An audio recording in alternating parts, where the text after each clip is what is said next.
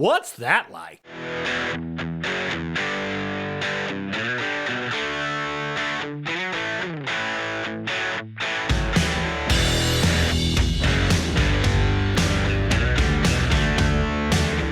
What's going on, people? Hey, it's another edition of the What's That Like podcast, and I am your host, John Knowles. Good to be back again here on the podcast. We've had a couple episodes the last month or so.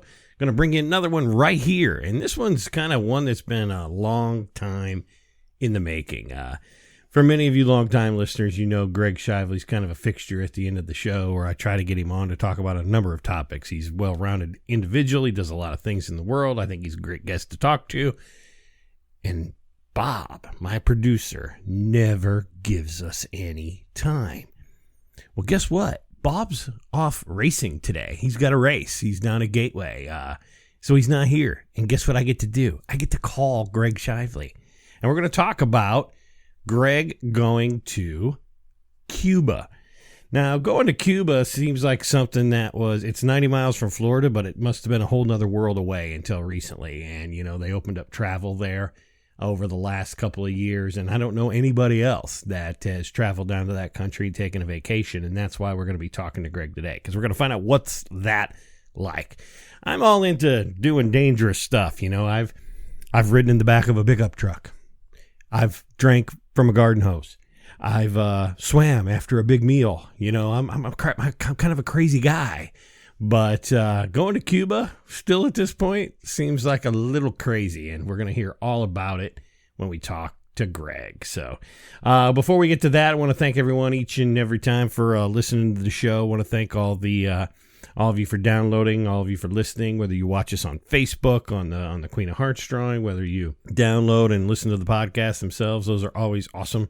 I want to thank you for doing that. All the reviews as well. We're getting those stickers made, so if you leave me a review, I'll get you a sticker. So go ahead and leave me a review on iTunes. Leave me a review on Facebook, on Stitcher, on TuneIn, however it is you consume the show. SoundCloud. Leave me a review. Get us a good review there and help us grow the show, and I'll send you out a sticker. We're going to get those out to you real soon. So with that being said, let's stop the me chit-chat. Let's get to the me and Greg chit-chat, and we'll see you on the other side of the bumper, because I'm going to ask Greg, what's that like?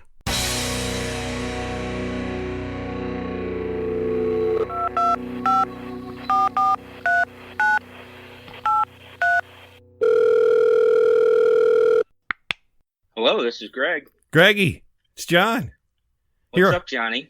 You're here live on the What's That Like podcast. What do you think, man? You're finally on the show. This isn't a joke, is it? No, I tell you what, that kid, producer Bob, he's off racing today, so that's why we snuck you in here on a Saturday morning to record this.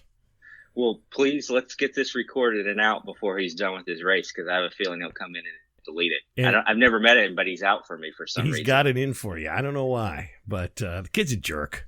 I mean, he really is. I mean, typical millennial. Absolutely, he's not even millennial. He's whatever he is after the millennials. That's what he is. Oh, okay. I'm learning a lot in the first 35 seconds of this podcast already. So, dude, you and I go back a long ways. You know, the title of this show is What's That Like? And kind of one of the impetuses for the show is you and I listened to a lot of podcasts for the last 10 years, and we were always going, hey, check this one out, and, you know, check that one, like Bill Simmons and Corolla. We were always listening to a lot of the same stuff. And so you and I are both fans of the medium. And it was always one of those running jokes where someday I was going to have my own podcast. And I did. And every time I try to get you on, Bob doesn't let you. He's a jerk. Well, all I can say is I think I've listened to absolutely every episode you've recorded. And Bob doesn't know what he's missing by cutting me out, because as much success as you're having, just me for 35, 40 seconds, couple minutes at the end, you would double your listenership. I think so. I think so. And people are going to find out about that today. So the purpose of today's episode is where you travel. And, you know, the title of the show being What's That Like? Is so we try to get people that have done interesting things, or they do, or they've gone to interesting places, or just different events. You, my friend, recently traveled to Cuba, and I don't know anyone else that's done that. And we'll get back to that in a second.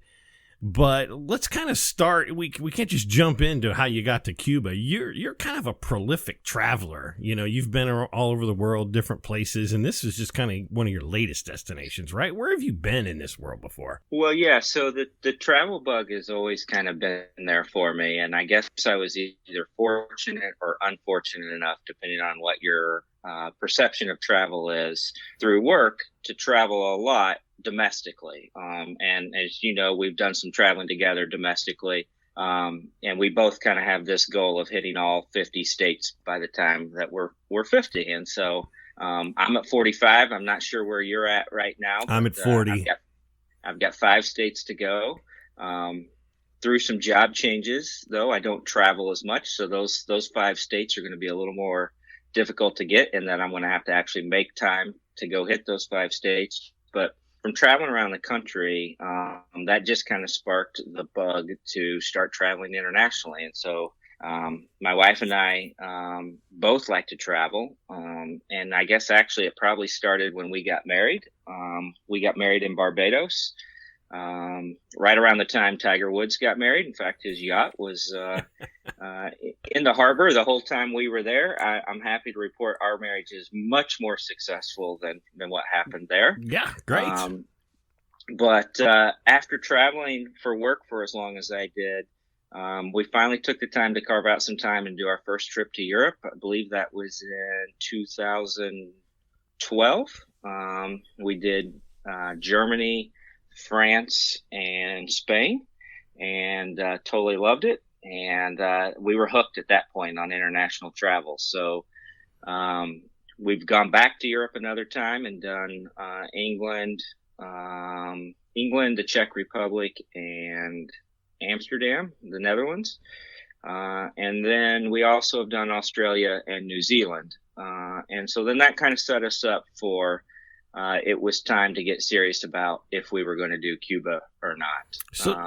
So tell me, Cuba has never been an option up until the last couple of years. So I'm not educated enough. You obviously are. What changed that you could actually travel to Cuba? Yeah, so in late 2016 or I guess it would have been in 2016 before the election, President Obama reopened the embassy and began to normalize relations. Now, we still have an embargo with Cuba, but it made it much easier for American citizens to go. And prior to that, I had still been exploring how do we go. I had looked at options of flying to Mexico or Canada and coming in through one of those countries because there were no direct flights from the States at that point. But when President Obama normalized relations with the country of Cuba, that made it much easier for American citizens to go. So that's when we really got serious about going, because our goal to go to Cuba was we wanted to go before it truly opened up and began to modernize, because we wanted that experience of, stepping back in time, all the old American cars, the great architecture that's unfortunately dilapidated and in poor condition, but seeing it as we know it in America. And it's always been a bit of a fascination because it's so close. I mean, it's 80 miles from Key West. It's a stone's throw away, but yet it also feels like you're on the other side of the world. And so that was important for us to try to get there and experience it. So when President Obama made the change that he made, that's when we began to really do the research and try to figure out how to make a trip like that happen. Okay, so how did you go about it? You said there were no direct flights. Is this just something you just got on American Airlines one day and there was a flight to Havana? How did this work? Yeah, so in all of our international travel, I pretty much plan the whole trip. So I find the airfare. We typically stay in Airbnbs. I don't use any travel agency. I plan it, start to finish, everything along the way. I'm not so rigid where every day of the trip is planned. Rather, I do the research on the things we want to do and the locations we're going to, and just make a list of them so we can be fluid, adjust for weather, things like that. So I started with that approach with Cuba. Because it has been so difficult for Americans to travel there. The normal avenues of research and information that I would use to kind of put a trip like that together weren't really there for me. So I was kind of running into roadblocks, and did reach out to a travel agent or a couple and had conversations with them about, what could they do to put a trip together? How customized could it be? One thing about us when we travel is we are kind of free spirits. We don't necessarily want to travel as part of a larger group. We've done some day trips that way, but generally it's just my wife and I out on our own, no guide, just figuring out, got a travel book, a mobile hotspot that, works around the globe. So we have internet access and our phones, and we just figure it out and get lost and have a small argument because I took a wrong turn, and then we get back on the path and keep going. So, seeing that I was running into some of those difficulties with Cuba, like the flights, to your point, yeah, American, United, Delta, everybody flies to Havana and a couple other cities on the island. The flights were easy. Airbnb, I could do Airbnb. Type in the city you want to stay, what you're looking for from an apartment. There's plenty of choices on Airbnb. Some of the other things I was running into that were making the trip a little bit difficult, obviously rental cars. The concept exists. It's not like it is here in the States. And just kind of learning, like, once you get outside of Havana, what your options are. I felt like we were taking a lot of risk if we tried to do this totally on our own. So I ended up, long story short, looking at some packages and partnering with a company here in St. Louis that will build customized trips for people. Basically, anywhere in the world that you want to go, you tell them where you want to go, how much you want to spend, what you're interested in, when you want to go. They'll put the whole package together for you. It's a nominal fee of $200. You can make as many edits to it as you want. I guess the one downside is, if you end up deciding you don't want to take the trip they put together for you, you're out to $200. But we knew we were going, so it was a risk worth taking. So $200, that's not much. Give the company a plug while you're at it. Yeah, so it's Merritt's, based in Fenton. I think a lot of people think of them as corporate travel, but they actually have a division within Merritt's called Journeys. So if you just Google Merritt's Journeys, it'll give you the phone number and all of them. You call them up, tell them, who you are, what you're wanting to do, how many people, everything I just talked through, and they'll start putting the work together for you. Very easy to work with. And again, highly customizable. They came back with an initial pitch of what they'd put together based on some of the research I had done and things we knew we wanted to do that they included. They didn't include some other things that I had subsequently found. So I said, hey, I've also found these 2 or 3 things that we'd like to try to do. Can you add that into the trip? How many days does that add? How much cost does that add? It's very easy to work with. Okay. So when did you go? This was been about 8-9 months ago at this point. Is that right? Yeah. We went in October of 2017. Okay. So we flew back on Halloween. We were there for 12 days. So whatever, we went down on the 19th or 20th, came back on Halloween. All right. So you put the package together. Merritt's does this for you. You make some adjustments. $200. That's a dinner in a lot of cities. It's not a big deal. It's probably very worth it for you, it sounds like. So you get to Havana, and as American citizens in Cuba, were there anything different about Cuba? Was there anything different about Cuba than, say, going to any other country?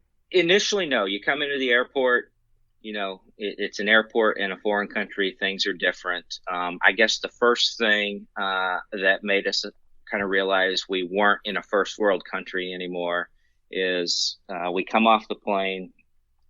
We walk up the jetway. We're in the terminal.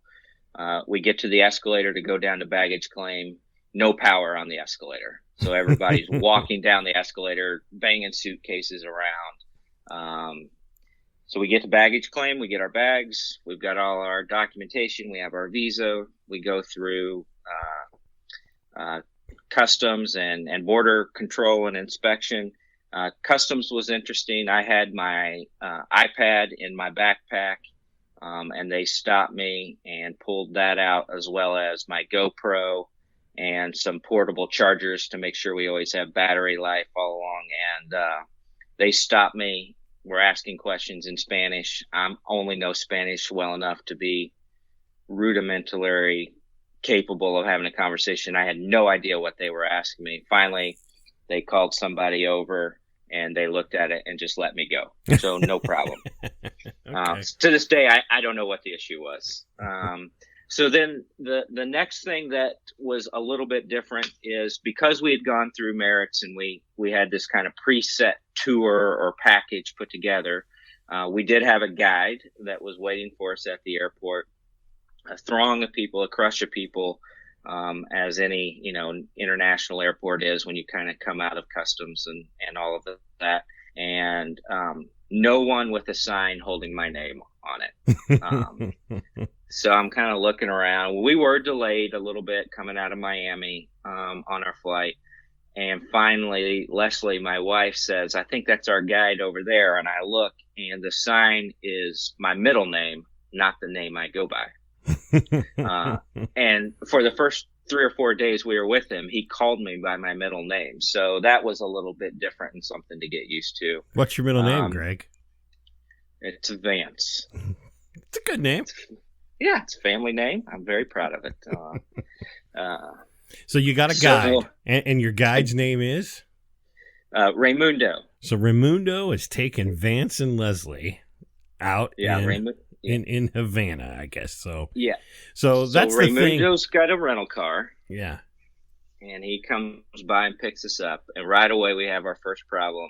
Rental car's so small that the three of us and our luggage don't fit in the rental car. So we kind of makeshift put it all together. Was it a Chevy? A Ford? What kind of car was it? No. I don't remember what that one was. So we finally figured out how to fold ourselves and our luggage in the car like clowns. Also had to exchange currency. So here's another little tip for anybody who maybe wanted taking a trip to Cuba. So exchange currency at the airport. Cuba has two different types of currency. They have the native peso, which is just called the Cuban peso. And then they have what's called the Cuban convertible peso, which is what tourists use while they come to the country. And the conversion rate on the convertible peso is about 1-to-1. So I took euros with me because in my research, if you try to exchange American dollars for the convertible peso, they will charge you a 10% tax off the top because of the embargo. So Raimundo says, hey, you better get some money here because the hotel may not have any till tomorrow morning. So I get some money. I pull out pesos and I pull out euros and he says, you have euros? I thought you were from America. And I was like, yeah, but I don't want to pay the 10% tax. And he was like, oh, most people don't know that. You've done your research. And I was like, yeah, and not my first time traveling abroad. So we fold into a little car and we start on the way to the hotel. Awesome. So your first, you did 12 days. So your first couple of days is there in Havana? Yeah, we did.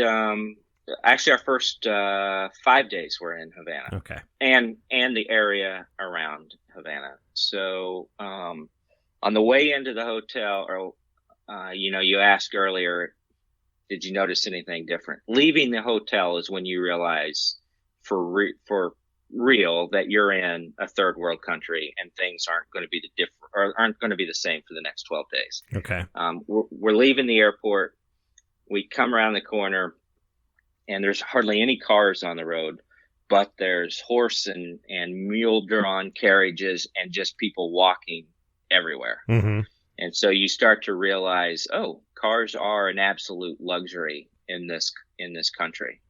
And so he took us on kind of a scenic route from the airport into downtown Havana. We went through the district of Havana, kind of outside of the old Havana downtown where all the different countries' embassies are. Their embassies are old mansions that in all the revolutions over the years that the owners had to flee and leave for the safety of their own life. And these countries have come in and bought them or overtaken them and made them their embassies. So you see these massive, massive old homes, which you can tell back in the heyday in the 40s and 50s were magnificent, that are in just total disrepair, even though they're sponsored by the governments of countries around the world. Uh-huh. And you keep kind of driving, and then you see kind of off in this distance this totally concrete cube of a building that's probably 25 stories tall. So it's significantly taller than any other building we've seen, with a big concrete cross on top of it. And I'm thinking to myself as I see it and as we drive closer to it, that's definitely got to be something Soviet from when the Soviets were really active in Cuba and really propping them up with money. And as we got closer to it, Raimundo says, "This is the Soviet embassy." And I was like, yeah, no surprise there. It's straight out of any 90s communist movie that you would see on HBO or Cinemax these days. Red Dawn. Yeah, exactly. So we keep driving, and Cuba's a long island, but it's not a very wide island, and had not seen any water yet, which was kind of surprising me. And so you kind of come around a corner and top a hill, and then there's the Straits of Florida, and you're down to the Malecon, kind of the famous road along the seawall that everybody fishes off of and at night goes and hangs out at. Came around the corner, there's the U.S. Embassy that's now been reopened, with the Stars and Stripes flying proudly right outside the building. And then off in the distance was the National Hotel, which is where we stayed while we were in Havana. Supposedly a 5-star hotel. I would caution all your listeners to keep that in perspective. You're in Cuba. A 5-star hotel in Cuba is not a 5-star hotel in the United States. But it was a nice experience nonetheless. Better than a Motel 6? Better. It's been a while since I've stayed in Motel 6, but I will say yes, better than a Motel 6. Now, in our offline conversation, Greg, that the National Hotel is something you and I talked a little bit about in terms of that's the place to stay. So this just wasn't some Marriott, random. This is the place in Havana, and a lot of the former guests there include who? Yeah. Well, just about everybody that you can think. So yeah, you're right. It is the place. It is the flagship hotel of old Havana. Now today there are some smaller boutique hotels that, as we were able to explore the city, would have been better options to stay in. But this is the hotel. It sits up on a hill. It overlooks the Malecon and the Straits of Florida. The grounds of this hotel are immaculate. We would sit out on the grounds at night and have some adult beverages, and there are bunkers from the Cuban Missile Crisis. There are old decommissioned cannons. There's a lot of history on the grounds. And to your point about who all has stayed there is a bar inside the hotel that one night we went and had some cocktails in, and on the wall they have everybody that stayed there, world leaders from around the world. Hugo Chavez, Putin, Ahmadinejad from Iran. I believe, if I remember correctly, Saddam Hussein was there. And then what makes it even better is you have celebrities. So you have all of these people, notorious leaders from current times and throughout history. Obviously Castro, Che Guevara, their pictures were up there as well. And then you have the likes of Paris Hilton, so it's the place where all the greats have stayed. My one regret on the trip is I didn't get my photo taken and added to the wall with everybody else. Well, hey, once you've been on the What's That Like podcast, you're now a celebrity. Yeah. So you're going to have to go back, and they're going to go, hey, it's that guy. Yeah, when Raul hears this, he'll be like, he'll give me a call, invite me back, and we'll get that photo op made. Absolutely. I don't know. By the time we get done with this, I don't know if this is going to be the podcast that the Chamber of Commerce of Havana is going to want to have for travel. I think, as we go through. I'm guessing you're probably right. Yeah. So, one of the things you mentioned before was, the disrepair, the old architecture. I mean, my perspective of Cuba is Godfather 2. It's like in one of the Bond movies, a couple and Fast and Furious or something. One of the they filmed there. So all I can think of is old cars, narrow streets, and guys with machine guns. Up and down. Yep. It is And is that really still how it's like?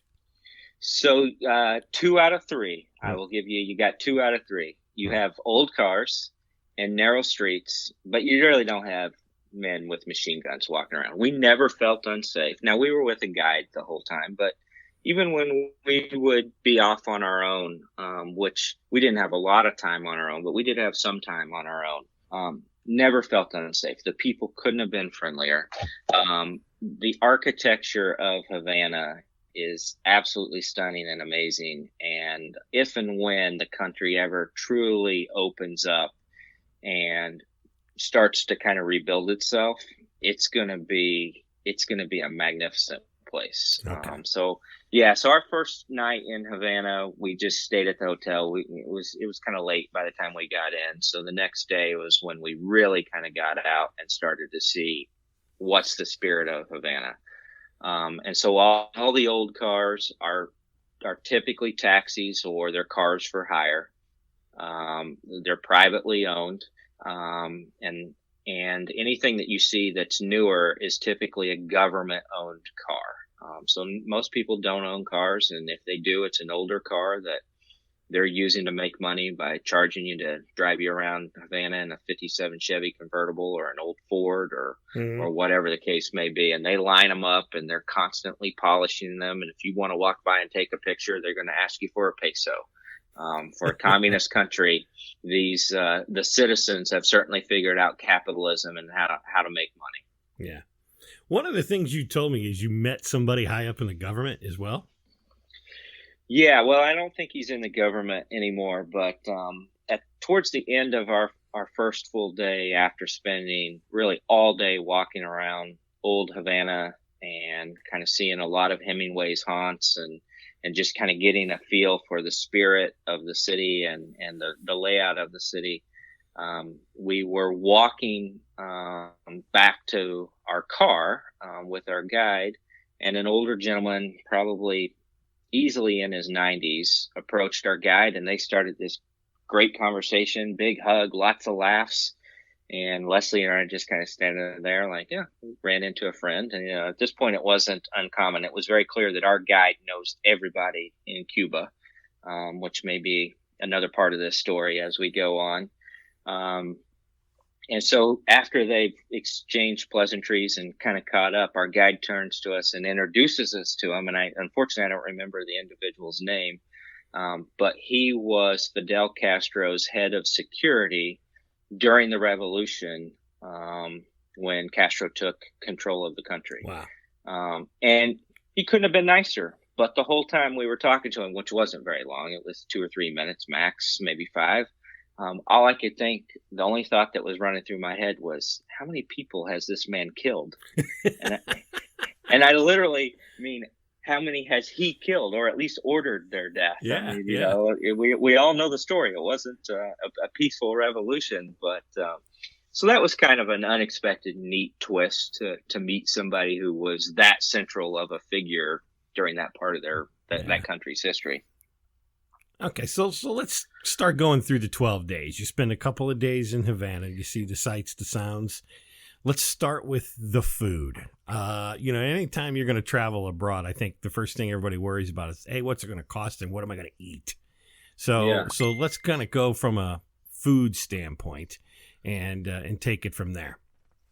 Yeah, so the food in Havana certainly leaves a lot to be desired. Breakfast wasn't bad. Fresh fruit, pastries, things like that. Lunch and dinner every day, essentially, for the 12 days that we were there, was the same. It starts with a soup, and the soup would vary. It could be a vegetable soup. It could be black bean soup. It could be some type of fish, seafood type soup. But you would have soup. Then you would have a side salad or a starter salad. But salad in Cuba is not what we think of as salad in the States or really the rest of the world. Rather than it being mixed when it's delivered to you, you get a little salad plate that has a pile of spinach or lettuce, some shaved carrots, some cucumbers, some cabbage, whatever, and you have to kind of mix it all up yourself. So then you have your salad, and then for your entree, it's typically a choice of chicken, pork, or some type of fish, along with rice and beans. And then they'll serve you a dessert. And dessert varied widely from, cake to pie to, you name it. So cookies, whatever. The dessert was always different. So the food was pretty bland. You really kind of have two different types of restaurants in Cuba. Most of the restaurants are state or government owned. And you shouldn't go to one of those really expecting to get a great meal because it's government owned and they're just kind of doing their thing. The good restaurants are called paladars, and those are privately owned. And we did go to a paladar in Havana one night for dinner. It was called San Cristobal. And I guess its claim to fame is that's where the Obamas ate when they were in Havana, when he went and reopened the embassy. And we had a great experience there. We had a really terrific kind of sampler appetizer that had been recommended to us before we got to the restaurant, and again at the restaurant. We each had a steak entree. For our entree, we each had a dessert. We had 2 or 3 cocktails each. They brought us a cigar. While we were waiting for dessert after our entree, the power went out. So we got the total Havana experience, and no one panicked. The power went out. Everybody brought out their phones, turned on their flashlight, continued their conversation, drinking their drinks, smoking their cigars, whatever. 5 minutes later, the power comes back on. And so you mentioned something about cost earlier and the price of a meal. So I just explained we've had an appetizer, 2 steak entrees, 2 desserts, 2 or 3 cocktails each. That meal cost us 15 Cuban pesos. So $15 for all of that food. And it was by far the best. Well, it was probably the second best meal that we had while we were on the island. Yeah. Because as you mentioned, and as I mentioned, we spent the first part of the trip kind of in Havana and the surrounding area. On our first Sunday there, we went west of Havana about 2 hours to a place called the Vinales Valley. And it's all these limestone kind of domed mountains. It was a very beautiful place. In fact, to this day, it's still Leslie's favorite part of the entire trip. And we went through a cave that you walk through, and then you got to get in a boat to get out of the cave because of the water, and it kind of comes up to this small waterfall. It's an amazing experience. But while we were there, they took us to an organic farm-to-table farm and restaurant for lunch. And that was an amazing meal. The setup was much like what I described: soup, salad, and entree. The difference is everything was served family style, so you didn't pick chicken, pork, or fish. They just brought all of that out to the table, and you could have a little bit of all of it. Uh-huh. Good seasoning, good spices, flavors. That's what made it so good. And then the owner of the farm took us on a tour of the farm, just Leslie and I. After we were done eating, she was terrific. She walked us through the whole farm. She gave me this little pepper that's maybe the size of, the first joint on a person's pinky. And she said, "Here, you should have this. Just, I caution you, it's very hot." So I carried it for a little bit, and I thought, I like hot peppers. This can't be too bad. I took about half of the pepper in and thought I was going to die. Luckily I had water on me, Leslie turned around one time. She just saw I was sweating real bad, and I was like wiping my head. And she's like, "Are you okay?" I was like, "Yeah, I ate that pepper." And I was like, she wasn't lying. It was really hot. So that was a cool experience, and that was a great meal too. But what I would say, and I've told you this offline, and I've told everyone that I've probably talked to about this trip, that the food was the worst part of the trip. And it's simply because the food was bland. There's no spices. There's no flavoring. I mean, It's not like it's poor quality food necessarily. It just had no taste to it, really. The food was a bit of a challenge as you go over the course of 12 days. All right. You mentioned the valley, whatever the name of it was again. You said that was beautiful. Talk to me about the topography, the scenery, just what's Cuba like from a standpoint of environment.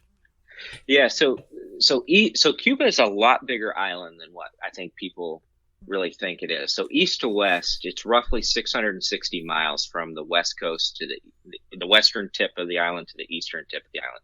It's split up over 15 provinces. So while we were there, we either stayed in or visited 13 of the 15 provinces of the island. The only place we didn't go is we didn't go to Guantanamo. And then there's a smaller island south of the main island that's part of Cuba, and we didn't go there as well. But otherwise, we either drove through or stayed in almost every part of the island.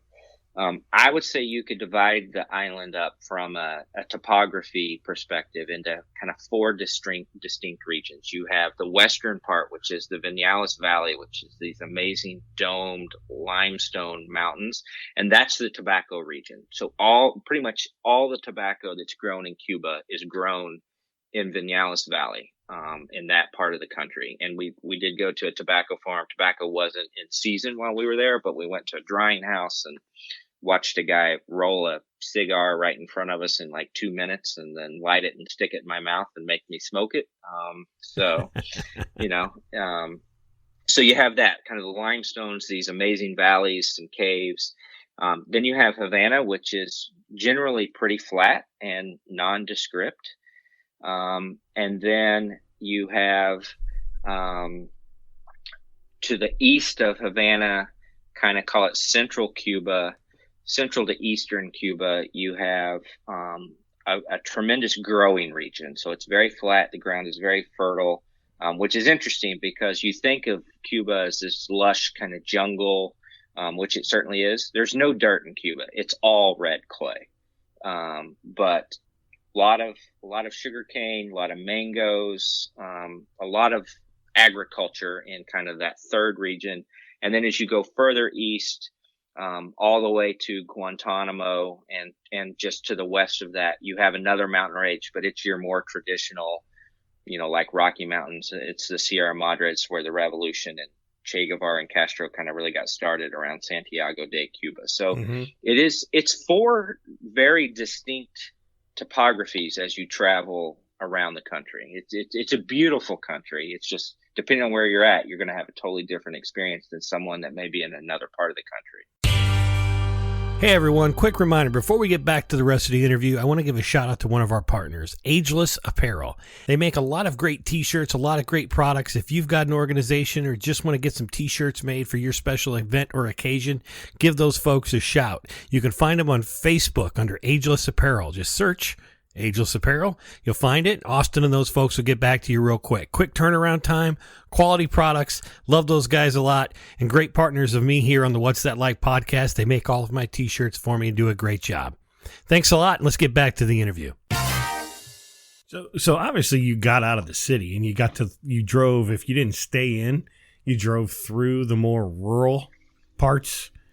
What's it like there in the rural parts? Is it poverty? Is it what's going on? It's abject poverty. So I guess before I talk about the rural parts, let's back up just a little bit. So there's two major highways, maybe we would call them interstates, on the island. One was built in the 50s and it's one lane each direction. The other one was built in the 80s and 90s with the support of the Soviet Union.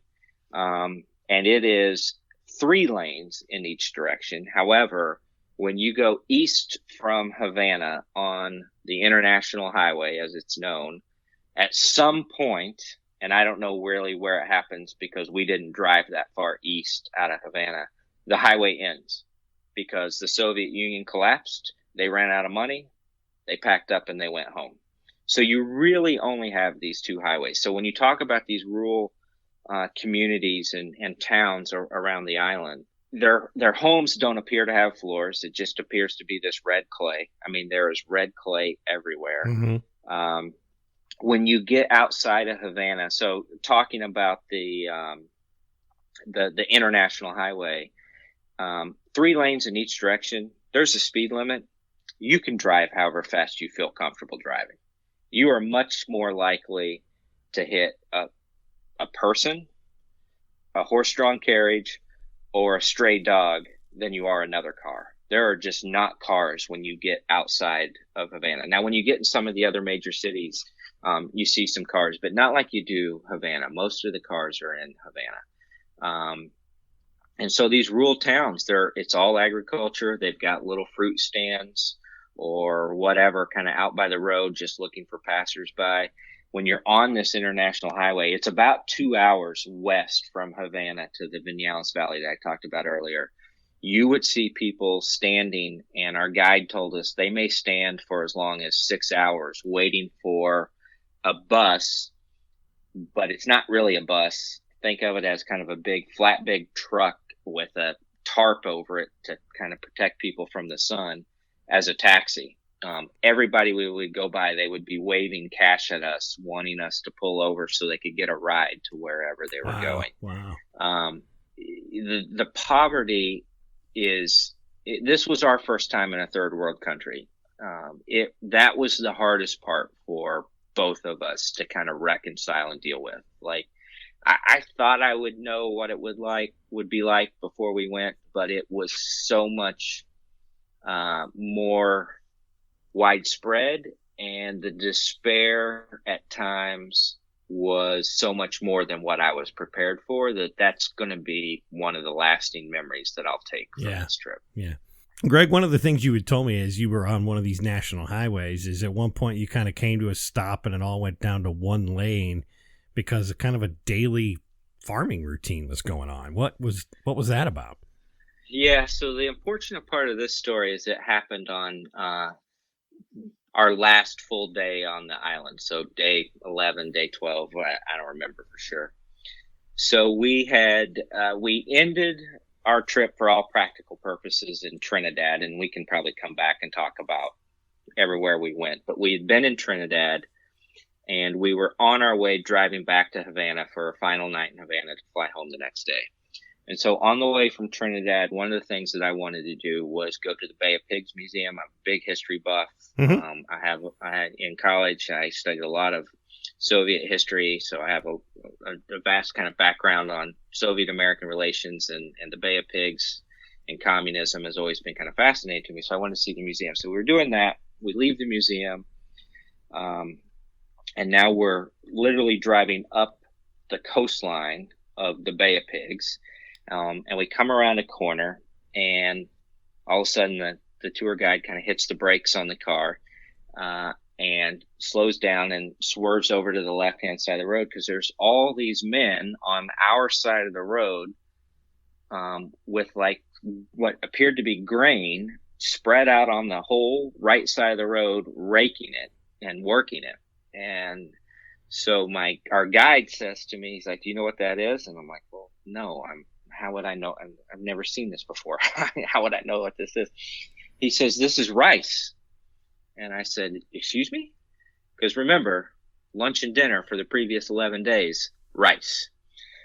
He's like, "Yeah, this is rice." So they have harvested the rice, and for 2 or 3 days, they come out, and each morning they spread the rice out on the road and they rake it to dry it. And then around noon, they start sweeping it up and putting it back in bags, because it's a tropical island. They tend to get rain showers every afternoon. So they rake it up, put it in bags, and put it in some place where it won't get wet. And they do that for 2 or 3 days until it's dried. And so instantly a couple things happened on this trip. It explained why we both had gotten sick on the trip. And it also has made it where to this day, rice is not nearly as appetizing to me as it was prior to seeing this. I mean, when I'm talking rice was spread out on the road, it was probably 10 or 12 miles that we drove on the left-hand side of the road until another car would come, a horse-drawn carriage, whatever, and then our guide would just swerve back over to the right side of the road. We'd drive over the rice until that passed, and then drive back on the left-hand side of the road. So this rice has got cars have driven over it. There is horse rocks, horse manure. Oh God, yeah. It just, we sat down for lunch about an hour later, and rice came out, and I was like, I can't do it. I can't do it. I'll eat everything else. I can't do the rice. I know what. I saw how the sausage was made. I can't do it. Exactly. Yeah. So you mentioned Havana. You went to Trinidad. So kind of quickly run down your 12 days. Yeah. So like I said, 4 or 5 days in Havana and the surrounding area. Then they pick us up at like 3 a.m, go around Havana, picking other people up, take us to the national airport, which is attached to the international airport. And we fly some Cuban airline to a city called Holguin, which is on the eastern end of the island. It's about an hour flight. Just quickly around that experience, we check in, we give them our passports. Our boarding passes are handwritten. There's nothing computerized about this. And on each boarding pass are the numbers 23 and 24. I don't remember the numbers are. It's not important, but I couldn't figure out what these numbers are. So then they call our flight. So we all get up and get in line, and we're going through, it's not security because security is coming next, but we're going through this woman who is checking our boarding pass to our identification, in this case, our passport. And so I hand her my passport and my boarding pass, and on a piece of paper, she's got the numbers 1 through however many people are supposed to be on that flight. And as I hand her mine, she draws a line through 23. She draws a line through 24. That's how they know everybody is on the plane. Very rudimentary. There's no QR scanning going on with a boarding pass on your phone. Absolutely not. Yeah. But it is a very modernized, normal 737 plane. The one thing that we did find interesting is, like I said, it was only about an hour flight. We land, and everybody on the plane just erupts into applause. And it was not a turbulent flight. Like, it we was made just it. Yeah, we made it. Now, not to put a downer on this, but as I think everybody knows, just a few weeks ago, there was a plane crash out of that airport. It was the exact flight that we happened to take the day we took it. So maybe there was a reason for the applause, given the recent events.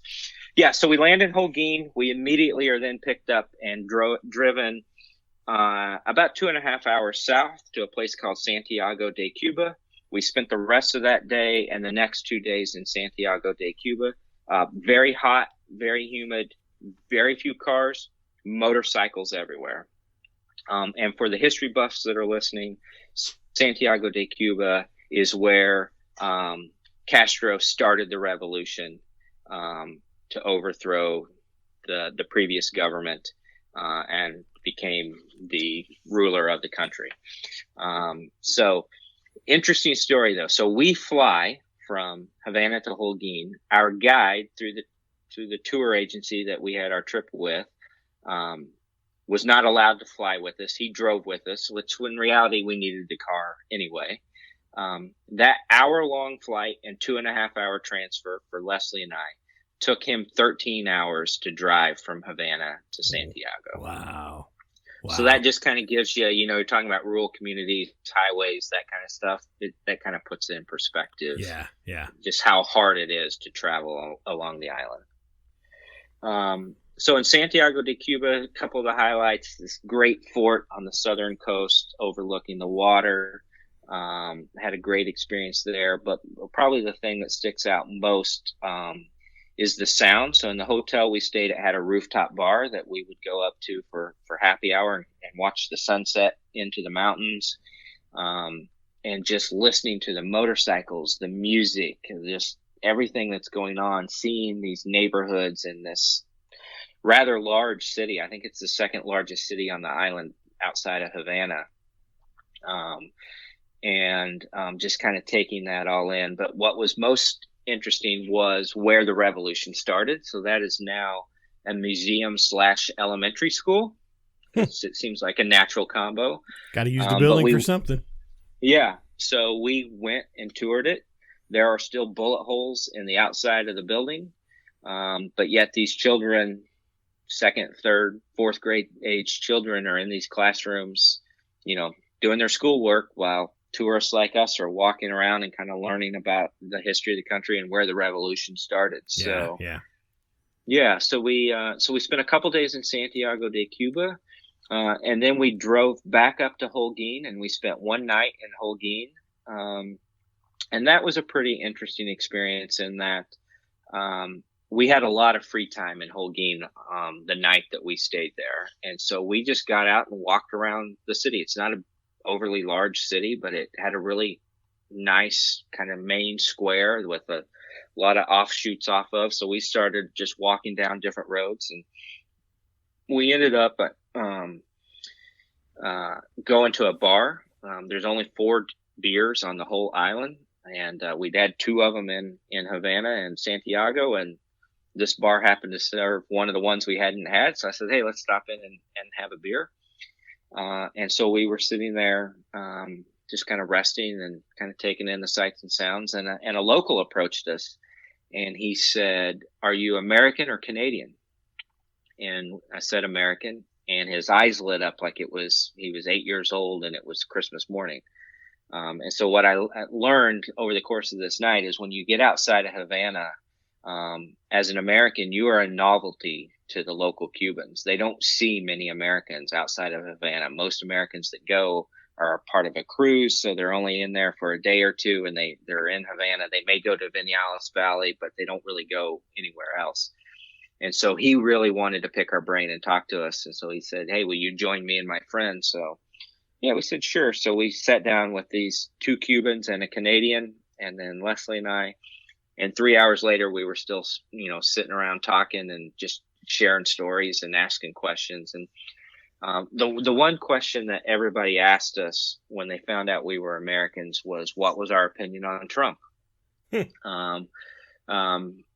Because regardless of what our opinion is as Americans, they're very anti-Trump because, as we all know, he has rolled back many of the things that Obama opened up. And they want Americans to come because they see American tourism as their way forward. And so this guy says to me, do you remember the reporter that threw a shoe at George Bush in Iraq? And I was like, yeah, absolutely. I remember that. Yeah. And he says, I only have 3 pairs, but if I could, I would throw a pair of them at Donald Trump. And which is kind of funny just on the surface, but I'm sitting there thinking to myself, I brought more than 3 pairs of shoes on this trip. Yeah. And this guy's like in his mid-30s, no job, doesn't want a job, not looking for a job, really has no money to his name, and he's happy as a lark. The government provides for him what he needs. If he needs to earn some money, he goes out and finds an odd job and earns a few pesos. But it just really put things in perspective for me. Yeah. So the next morning we leave. We tour around Holguin for a while. We leave there. We drive to another town called Camagüey. Probably our least favorite part of the whole trip. It was definitely our least favorite, quote unquote, 5-star hotel. Elevators didn't work. No windows to the outside. It just was not a great experience. So we spend the next morning in Camagüey, and then we drive to Trinidad, and we drive into a tropical storm.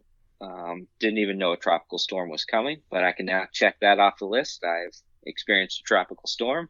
And now, in fairness and full disclosure, not a lot of wind with this tropical storm, a ton of rain. Every street. Yeah, every street around our hotel, which luckily our hotel in Trinidad was the nicest hotel we had. It was an Iberostar. So anybody that's been to Mexico, that's a chain that you see pretty frequently in Mexico. Every street around the hotel was just a river. Like, I was expecting to see cars start floating down the road, but the next morning, sun comes out. It's a beautiful day. You'd never know anything happened. Yeah. And we really liked Trinidad. That was probably our favorite city outside designer. Trinidad is a bit of an artist community. Had a really cool vibe, good beaches. It was a great place. So we spent 2 nights there. So we were there for the better part of 3 days, 2 nights, and then we made our way back. driving over rice along the Bay of Pigs back to Havana for a final night at the National Hotel, and flew home. So that was kind of the big circle we did. So like I said, I think we were 4 or 5 days in Havana. So then that means we were about a week over the rest of the other island, over those cities. I think we drove almost 1,000 miles and hit all those cities over our travels. So like I said, we have seen the island. Okay. The thing you mentioned a little earlier, Greg, that I want to follow up on, in that you had the full meal, the drinks, the desserts, the appetizers. You spent 15 pesos, $15. Yeah. Tell me about what the economy is. What does $15 mean to these people? I mean, what is I know, and I know you're going to answer it, because I know when you were talking about your tour guide, you wanted to tip him at the end. So take me from what money means to these folks and what they actually live on an annual basis. Yeah, they don't live on much. So I mentioned earlier, there's two currencies. There's the Cuban peso, which is what the locals use. There's the convertible peso, which is what tourists use. The convertible peso has the 1-to-1 exchange rate to the euro or the dollar, essentially.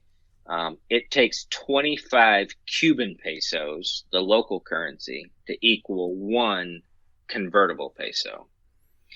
So what do they live on? They live on basically 1 convertible peso a month is the average salary. 25 pesos a month is what they make. And so, to put it in perspective, I was trying to decide what's the appropriate amount to tip our tour guide at the end of this 12-day trip. It was just he and I and Leslie for the entire 12 days. So we spent a lot of time with them. And so I was, doing the research. And so I ended up tipping him 300 euros, which was the equivalent of 3 years worth of salary for 12 days worth of work. And so it's, what do they live on? They live on nothing. I mean, the poverty there is, if you've not been to a third world country, I don't think there's anything I could say that could adequately describe it where people would understand what it's like. I mean, you see small children, no shoes, no shirt, just walking around. There's not an adult in sight. Now, I'm sure that the parents are somewhere, but I couldn't figure out where they were. Stray dogs that are emaciated. That was probably the hardest part for Leslie and I. We have a soft spot in our hearts for animals, just seeing these dogs that you can see their ribs, and Leslie would, get very upset about it. And I was saying, yeah, it's upsetting, but you got to remember, most of these people aren't sure where their next meal is coming from. The last thing they're going to do is take food and give it to a stray animal that they have no emotional tie to. Yeah. So we actually started putting bread in our pockets when we would leave restaurants and throw it on the ground for the dogs when we would leave, just to give them something to eat. But yeah, I joked earlier that they understand capitalism, because if you want to take a picture, they're going to charge you. You go to museums.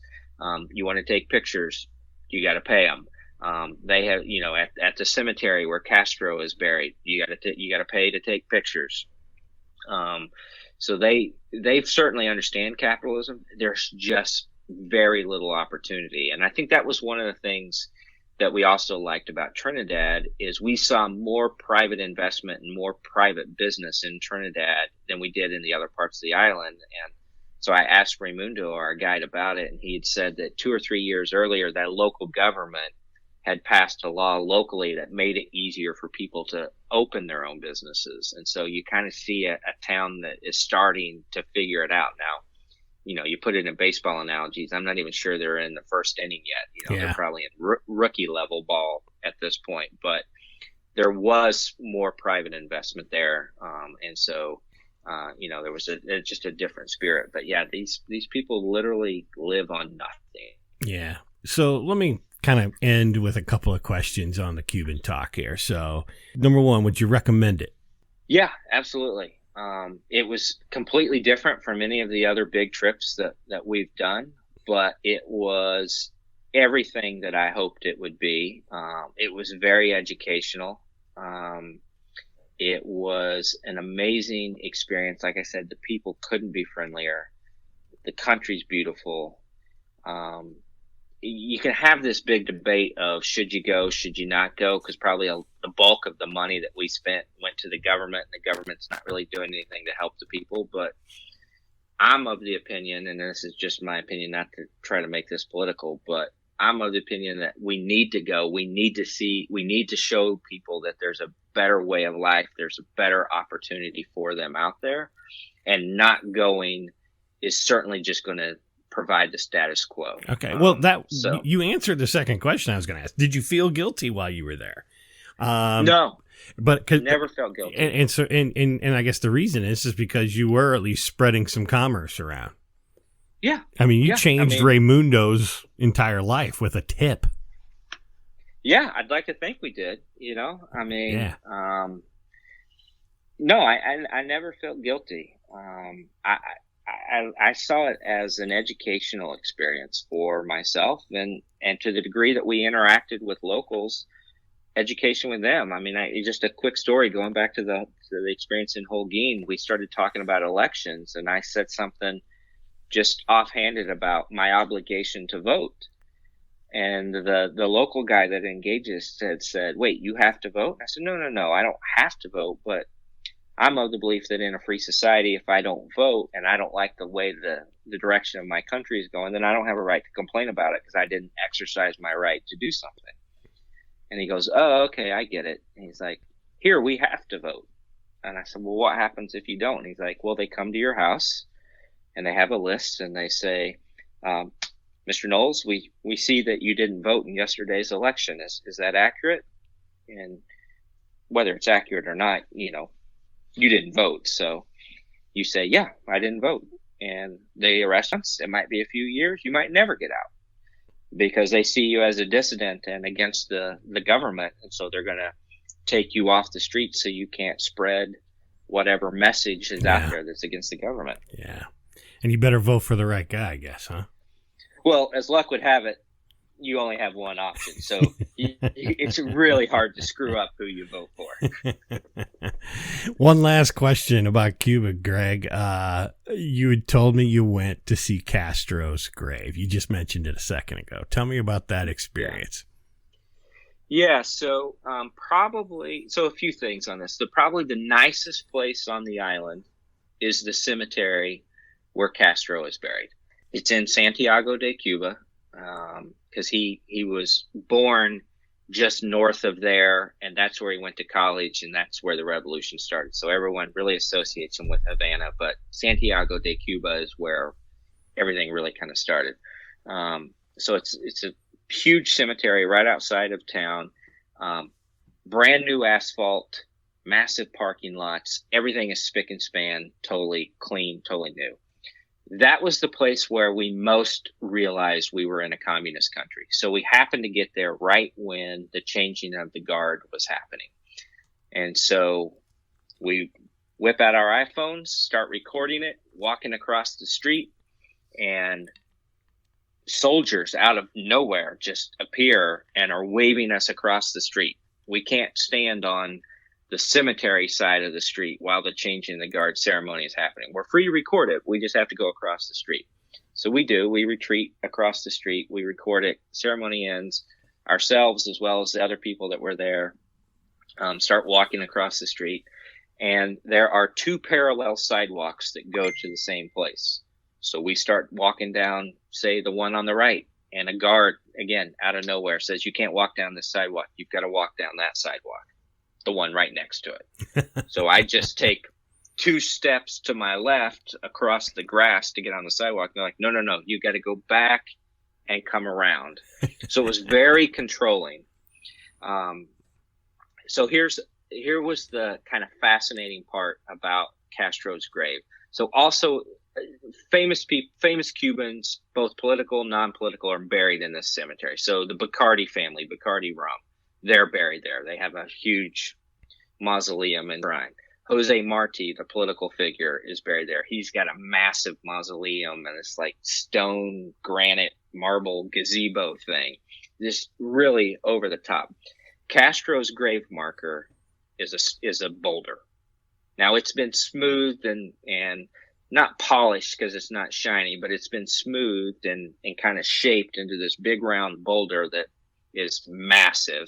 But that's all it is. It's just a rock with a plate on it that says Fidel.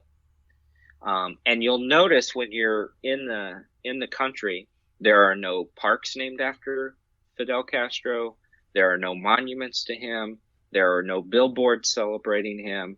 There is nothing about Castro. Che Guevara, everywhere. Mm-hmm.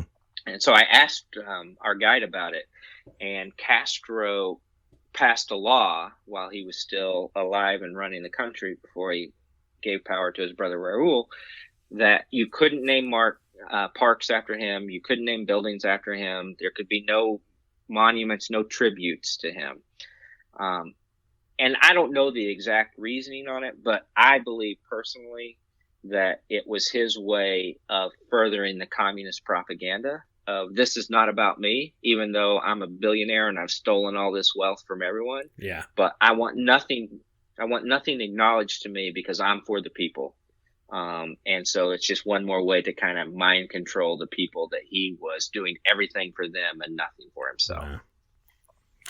Good story, Greg. So that's it. That was Cuba. You went to Cuba. Fascinating. It really is. And I think if you're listening, you got a lot out of this in terms of just something that, like you said, 80 miles from the coast of Florida.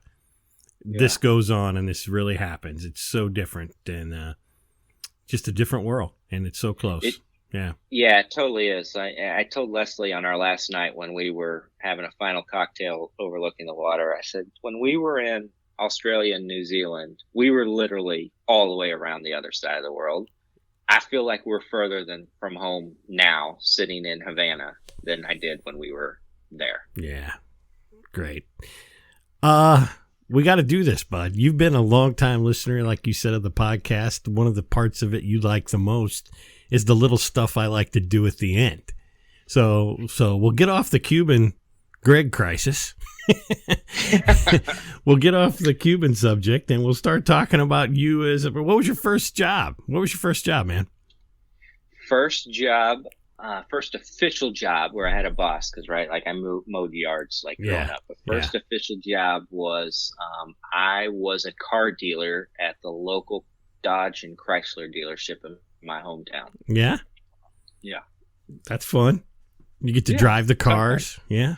I learned how to drive a stick shift by working there. Yeah. One day I showed up and they said, don't come back till you know how to drive it. What is the most embarrassing app you have on your phone? Probably this game called Whirly Word that was actually my saving grace in Cuba, because you have very little internet connection and you don't have to have data to play it. And it just gives you 6 letters and you have to make all these words out of it.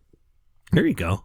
I get app recommendations from you. You and I go back. You're like Two Dots. I played Two Dots for a long time. You love Two Dots. Two Dots is John and Greg approved. Yeah, it's a good game. I'm back on. Yeah. So you're driving down the road. Something comes on the radio. What's the one song that you will belt out screaming at the top of your lungs that you wouldn't want everyone in the other cars to know you were singing? It's probably Party in the USA by Miley Cyrus. There you go. Get your hands up, singing my song. Yeah, that's you. That's the one. Yeah. It's great. What was the best Christmas gift you ever got as a kid? Well, you know what? We don't even have to say it's a kid. What's the best Christmas gift you ever got?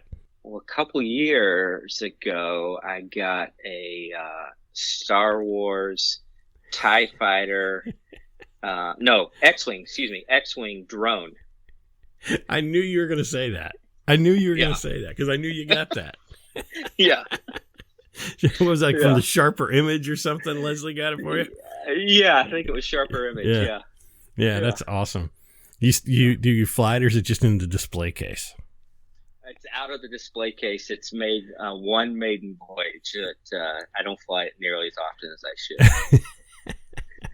If Greg Shiveley was a character on a TV show, what TV show would Greg be a character on? Well, I'm kind of offended that you're even asking this question, because I feel like you should know the answer. But it's not about me. But this, I think this show may have been how our friendship started all those years ago. I know. And it would be, I would be on 24. Yes, you would. You would. What would you do on the show? You're not Jack Bauer.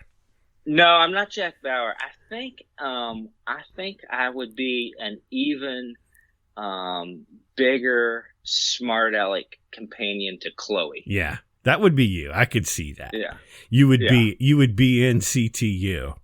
Answering the phone. I think if I'm not mistaken, when I call you, it's the CTU ringtone. Is that right? It absolutely is. Yeah. When the phone rang this morning, I was like, "That's John calling for the podcast."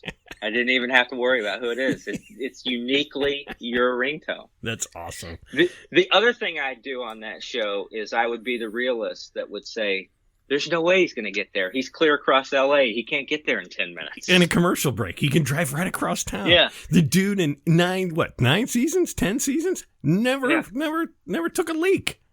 Yeah, I would be like, Jack, you need to go take a leak. It's just not healthy. There was nobody buys DVD box sets anymore because it's all streamed. But I do remember, it might be on YouTube. I haven't researched this in a while, but supposedly on one of the DVD box sets, there's a deleted scene where he's running through the hallways of CTU, and it's like he's got to get somewhere. Something's going on. There's a terrorist on the other side of the building, and as he runs and he turns left, he stops, and then he just turns and walks back into the bathroom. And it was like the one time that Jack went to the bathroom on 24. That's so awesome. But yeah, 24. Yeah, you and I totally bonded over that show. It was just it was a game changer. Ah, it's the best. It really was. They could bring it back today, and I'd fall right back into it. Yeah, now they remade it with the other guy. Yeah, if you don't have Jack Bauer, you don't have 24. No, it's Jack Bauer. You've got another show solving a terrorist attack in real time, but it's not 24. It's not 24. It's not Jack Bauer. Jack Bauer rules. Yeah, when they brought it back and he was in London a couple of years ago after so many, it was like a landmark event to you and I. It really, really was. Yeah. So that one was really good for me because we had just gotten back from London. So like seeing all the places I was like, oh, we were there. Oh, we were there. Yeah. I know where that is. That's right. So, that's right. Yeah. So let me play this little game with you, Greg. It's something you got to say over or under. There's it's over or underrated. You can't, it's not properly rated. It's either your opinion, over or under. Oh, we're going straight out of the Simmons go-to. Yes. So we're going to start with Facebook. Over. You're not a fan of a fan of the Facebook, are you? I am. No, I am that one person that to this day does not have a Facebook account. You're like offended about Facebook. I kind of am. Yeah. Yeah. They got their comeuppance on this whole Cambridge Analytics thing. And I'll tell you, I used to think that you were just doing it to act like you were cool, that you shouldn't be on Facebook. And then I would say, yeah, you're so cool, Greg. You don't have Facebook. And what I've come to realize is you're absolutely the smart one. Yeah. Yeah. And I know when it happened because you were in my office one day and I took a picture of you and I posted it to Facebook and I said, Greg is now on Facebook. And I know I tagged Leslie just so somebody would see it. And then your mom commented on it, like going, oh, it's so nice to see Greg on Facebook. And I went, oh, geez, Greg's been right the whole time. That's why you don't have Facebook. So Facebook, overrated. Greg's opinion on Facebook, underrated. Okay, there you go. Adele. You've seen Adele. Yeah, I would say, I'd say she's underrated. Underrated. She's everything that everybody says she is. She was amazing. Yeah. Yeah. If I can't go properly rated, I would go underrated. Underrated. Okay, so here's the big one for you, and I'm giving you this chance. U2. Oh, definitely underrated. How can they be underrated? You cannot overrate the best band in the history of the world. They are so over. You can't get more rated than them. Yeah. No, underrated. Yeah. How many times have you seen U2? I have seen them 25 times. 25 times. And you just saw them in May in St. Louis. Yep. And where's the next place you're going to see them? I will see them on October 12th in Milan, Italy. There you go. I had to put that in there. The world traveler number 26 is going to Milan to see you too. Let's do this one. I was gonna say 24 over underrated, but we know that's underrated in your opinion. It's underrated. So let's go to another TV show. Game of Thrones. Ooh. Underrated. Underrated? Yeah. It's a game changer. Yeah. It's the only TV show that I've ever gotten on where they can literally kill your favorite character in the next episode you watch, and you're like, oh, that sucked. But then you're like, all right, I'm on to it. What's next? What's next? Nobody's safe. I'll pick a new favorite character. All right, and this last one I'll give you is it's totally selfish because it's something that I know I go crazy over. And I want to say over or underrated, CNN's coverage of Malaysian air disasters. Well, I need to break this down into two ratings for you. Okay. Their coverage, overrated. Richard Quest, underrated. Oh, dude, were we ever so locked in on a news story? Me and you. No. If somehow 24 had built that into a storyline, I think our heads would have exploded. It could have. I mean, we were so all in. I know we were actually traveling at the time that happened. I think we were actually at Walt Disney World, if I'm not mistaken, and not because we were there hanging out riding It's a Small World. You were, but with some other friends. But we were basically there on a work trip, locked in this conference center, and that's all we did, all we talked about, all we refreshed our phones on for. Yeah, and it continued on for months. And now every time there's a little snippet.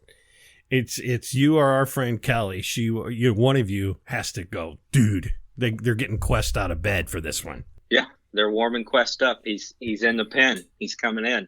Yeah, I can remember that trip, and that's the trip where you and I were given a joint presentation. Yes.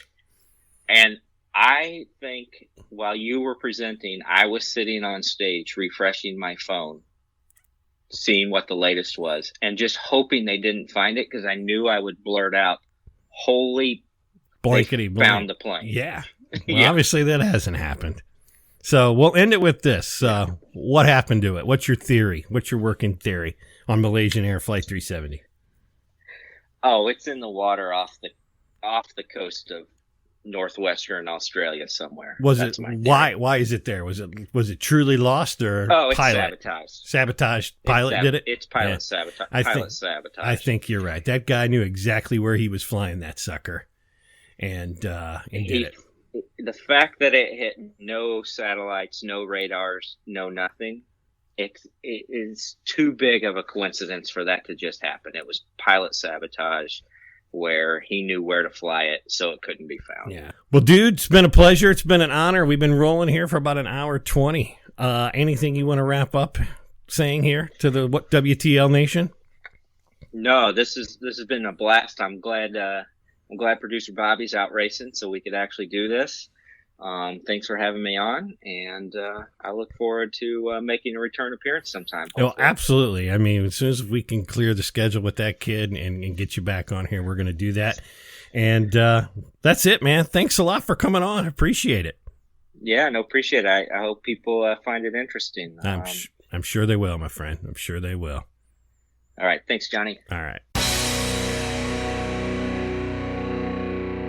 Well, there you have it. That's Greg Shiveley, actually on the podcast this time. No producer Bob to kick him off the air. Great conversation, wasn't it? Of all the things I've done on this show, it's one of those things where, if you're talking to somebody about what they do and you want to go, what's that like? There's generally a number of people you might find that do a number of different things. And this certainly was unique to me. I don't know of anyone. I mean, it's limited, the amount of people from this country that have traveled to Cuba.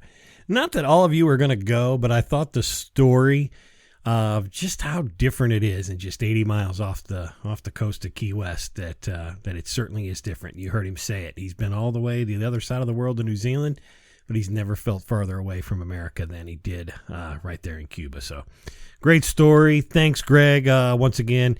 And that was a fun one to do. Great friend of mine. I've known Greg for the last 20 years. As you guys could tell, we've known each other a while. So a little bit of personal catching up there, and I hope you enjoyed that part of it as well. With that being said, What's That Like podcast will be off for a couple of weeks. We'll be coming back to you the week of July 4th, and we'll have another exciting episode of the What's That Like podcast. Until then, peace out. What's That Like is available in the iTunes and Google Play stores. Search for What's That Like. Subscribe today and never miss an episode. Streaming is available at SoundCloud.com and on the SoundCloud app. Follow What's That Like at Facebook.com/What's That Like podcast and on Twitter at What's That Like Pod. All opinions of the guests of the What's That Like podcast are their own, not necessarily the views of the host or the podcast producers. We hope you enjoy this podcast serving Central Illinois and beyond. Peace out!